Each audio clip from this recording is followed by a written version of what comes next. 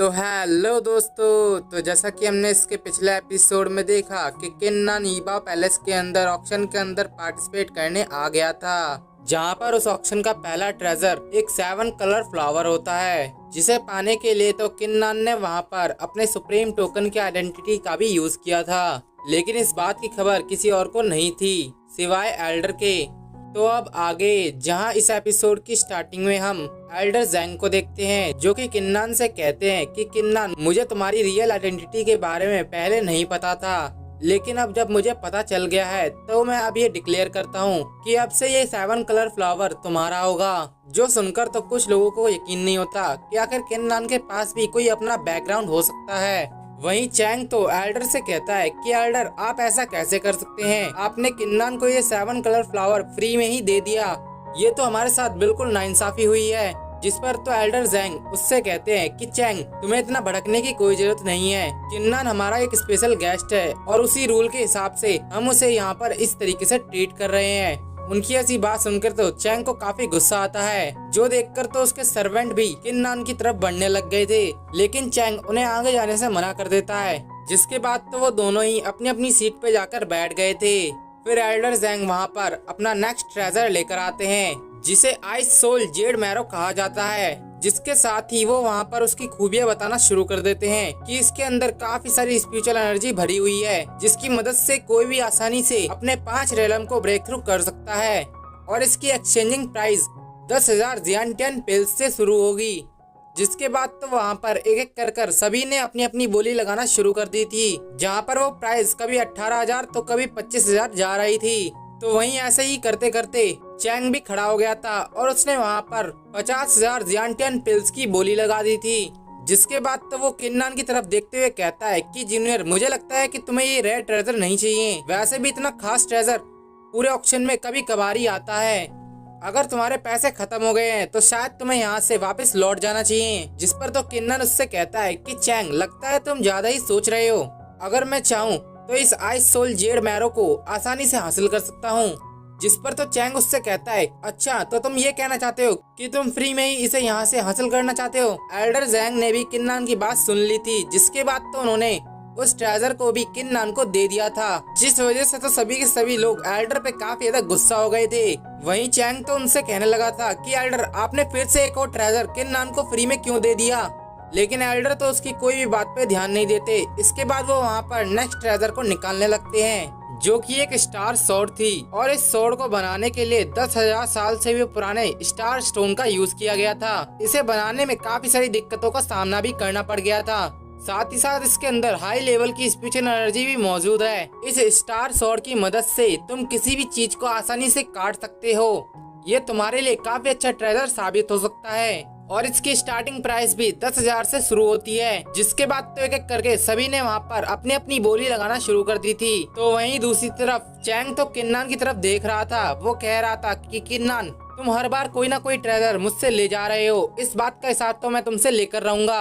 वहीं बाईहोंग तो किन्नन से कहता है कि तुम्हें नानगोंग फैमिली से थोड़ा संभल के रहना होगा, इस ऑक्शन के बाद मुझे नहीं लगता कि वो तुम्हें इतनी आसानी से छोड़ने वाले हैं। जिस पर तो किन्नन उन्हें रिप्लाई करते हुए कहता है कि सीनियर, आपको चिंता करने की कोई जरूरत नहीं है, मैं इसे अपने तरीके से हैंडल कर लूंगा। इसके बाद वो ऑक्शन ऐसे ही चलता रहता है।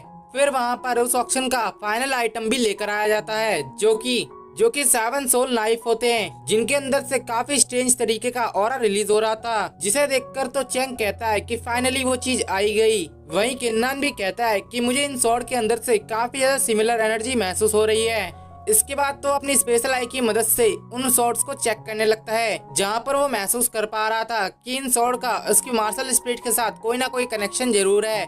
जिसके बाद तो किन्नन उस स्वॉर्ड को लेने की इच्छा जताता है, जो देखकर तो एल्डर भी किन्नन को वो स्वॉर्ड दे देते हैं। इस तरीके से ऑक्शन को खत्म होता हुआ देखकर तो वहाँ जितने भी बैठे हुए लोग थे, उन सभी का दिमाग खराब हो जाता है। वो तो कहने लगे थे कि किन्नन आखिर किस फैमिली से आता है, जो कि उसने आसानी से 3 ट्रेजर्स को अपने नाम कर लिया।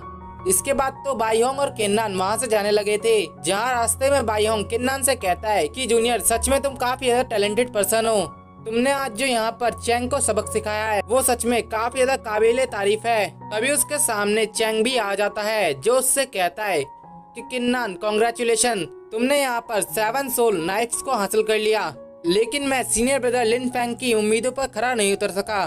इसका मुझे काफी ज्यादा अफसोस है। मैं उम्मीद करूंगा कि तुम जब सेक्ट में वापस लौटोगे तो तुम एक बार ब्रदर लिन फेंग से बात जरूर कर लेना। लिन फेंग का नाम सुनकर तो बायोंग को एक धक्का लगता है। वो कहता है, अरे यार, मैं इस बंदे को कैसे भूल गया। इसके बाद तो किन्नान को बताता है कि किन्नान, मुझे लगता है कि तुम्हें उन 7 सोल नाइफ को चैंग को वापस दे देने चाहिए। उनकी ऐसी बात सुनकर तो किन्नान उनसे पूछता है कि ब्रदर, आखिर ये लिन फेंग कौन है। जिस पर बायोंग उसे बताता है कि किन्नान, जैसा कि तुम्हें पता है कि आउटर कोर्टयार्ड 2 हिस्सों में डिवाइडेड है, जिसमें पहला राइट कोर्टयार्ड और दूसरा लेफ्ट कोर्टयार्ड है। जिसमें राइट कोर्टयार्ड के अंदर सभी के सभी लोगों के पास स्वॉर्डमैनशिप की टेक्निक्स हैं और यहाँ पे लिन फेंग मास्टर जू युआन का सबसे ज्यादा बेस्ट डिसाइपल है। उसे यहाँ पर जियांटियन सॉर्ड्स की जरूरत है और तुम्हें आज जो ये 7 सोल नाइफ मिली है वो भी जियांटियन स्टेज पर है, इसलिए वो उन्हें पाना चाहता था। लिन फेंग का नेचर काफी ज्यादा एग्रेसिवनेस है। वो किसी के भी साथ कुछ भी करने से पीछे नहीं हटता। अगर कोई उसके रास्ते में आने की कोशिश करता है तो वो तुरंत ही उसे वहाँ पर बहुत ही बुरी तरीके से घायल कर देता है और अगर उसका बस चले तो वो वहाँ पर किसी को भी खत्म करने से पीछे नहीं हटेगा, क्योंकि उसके साथ उसके मास्टर का पूरा सपोर्ट है। इसके बाद तो वो दोनों ही वहाँ से बाहर आ गए थे। जहाँ बाहर आते ही बायोंग किन्नान से कहता है कि किन्नान, ईबाओ पैलेस के मास्टर तुम्हें बुला रहे हैं। वहीं ईबाओ पैलेस के मास्टर तो किन्नान को वहाँ पर अलविदा कहने आए हुए थे। जिसके बाद वो ऐसा कहते भी हैं और वो अपने मन में कहते हैं कि फाइनली ये छोटा सा बच्चा यहाँ से जा रहा है। अगर ये यहाँ से नहीं गया तो मेरा ईबाओ पैलेस यहाँ पर पूरा कंगाल हो जाएगा। वहीं किन्नान तो उन लोगों से कहता है कि एल्डर, आपका इसके लिए बहुत बहुत शुक्रिया।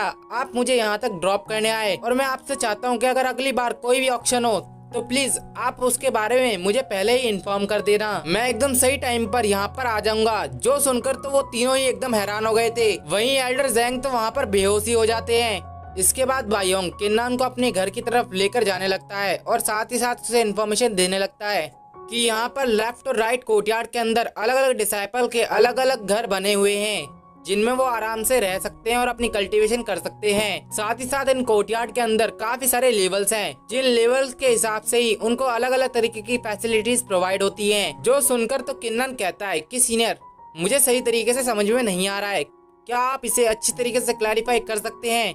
उसकी ऐसी बात सुनकर तो बायोंग कहता है, अरे यार, मैं तुम्हें बताना तो पूरी तरीके से भूल ही गया। इसके बाद वो वहाँ पर उसको क्लैरिफाई करते हुए कहते हैं कि यहाँ पर फर्स्ट कोर्टयार्ड के अंदर जो स्पिरिचुअल एनर्जी है वो 5th कोर्टयार्ड के मुकाबले 5 गुना ज्यादा होती है और साथ ही साथ अगर 10th कोर्टयार्ड की बात की जाए तो उससे तो वो 10 गुना ज्यादा होती है। वहीं लेफ्ट कोर्टयार्ड की हवा राइट कोर्टयार्ड की हवा से काफी ज्यादा अच्छी है और तुम्हारी राइट कोर्टयार्ड के डिसाइपल की लिस्ट में नंबर 5th पर रैंक है, इसलिए तुम्हें यहाँ पर युयांग पीक के अंदर 5th कोर्टयार्ड मिला है। जैसे जैसे तुम्हारी रैंकिंग बढ़ती जाएगी वैसे वैसे तुम्हारे रहने के प्लेस भी चेंज होते जाएंगे।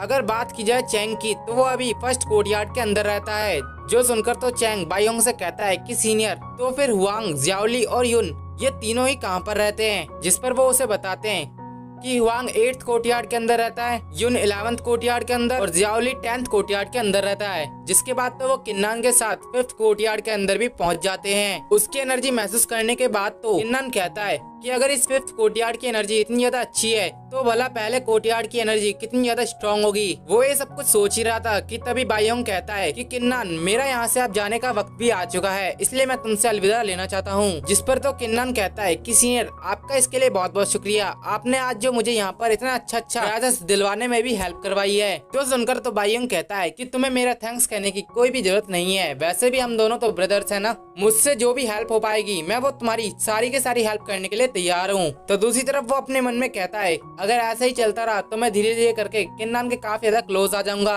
और हो सकता है कि वो उस वाले हादसे को भी भूल जाए जिसमें मैंने फांग फैमिली की हेल्प करी थी। जिसके बाद तो वो वहाँ से उसका गेट बंद करके जाने भी लगा था। वहीं किन्नान अपने पास से सारे के सारे ट्रेजर्स को बाहर निकाल लेता है, जहाँ वो अपने मन में सोचते हुए कहता है कि इस बार के ऑक्शन में तो मैंने काफी अच्छे अच्छे ट्रेजर्स हासिल कर लिए। सच में मेरा सुप्रीम टोकन मेरे काफी ज्यादा काम आया, उसकी वजह से मेरी पिल्स तो काफी सारी बच गई। इसके बाद तो वो उस वाइन के जार के अंदर जो हर्ब रखी थी उसे रिफाइन करने के लिए भी तैयार हो गया था।